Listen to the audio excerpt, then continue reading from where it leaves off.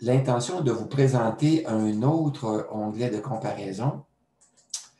Je vais vous présenter l'onglet de comparaison 3. Et dans cet onglet-là, l'élément qui est comparé, c'est le taux d'inflation et le taux de rendement des placements qui sont synchronisés ensemble. Alors, vous pouvez vous organiser pour synchroniser à la fois le taux de rendement des placements et le taux d'inflation, les faire varier de façon semblable d'un même pourcentage dans le même sens ou d'un pourcentage différent et dans un sens différent aussi. Donc, ce sera libre à vous, selon ce que vous voulez faire comme simulation, de faire les ajustements dans la colonne G des taux que vous voulez utiliser pour les comparaisons. Alors, vous pourriez comparer un taux de rendement de 2 et les faire varier avec un pas ici qui est de 1 mais vous pourriez choisir un pas qui serait non pas de 1 mais de 1,5 si vous voulez. Alors, comment vous feriez ça? Bien, vous pourriez aller modifier la formule qui est inscrite ici. Là. On voit que la formule, c'est G13 plus 1 donc vous pourriez faire varier ça avec 1,5 si vous voulez. Là. Vous pourriez modifier la formule pour modifier le pas. Alors, c'est la même chose. Les résultats sont présentés de la même façon.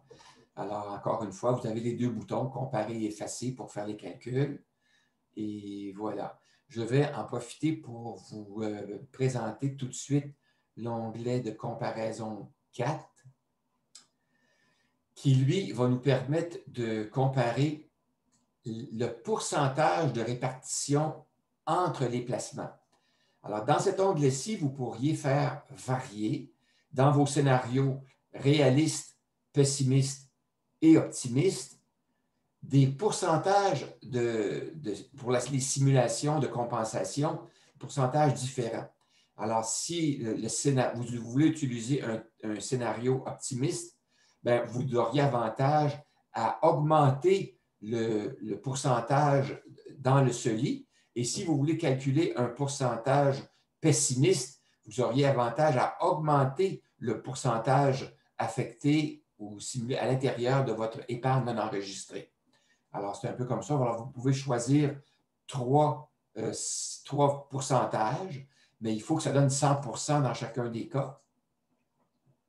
Et vous cliquez sur les boutons et ça va vous donner les résultats pour les scénarios que vous aurez choisis, tout simplement.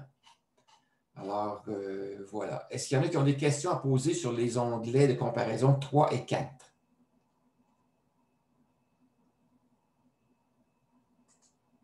Il n'y a pas de questions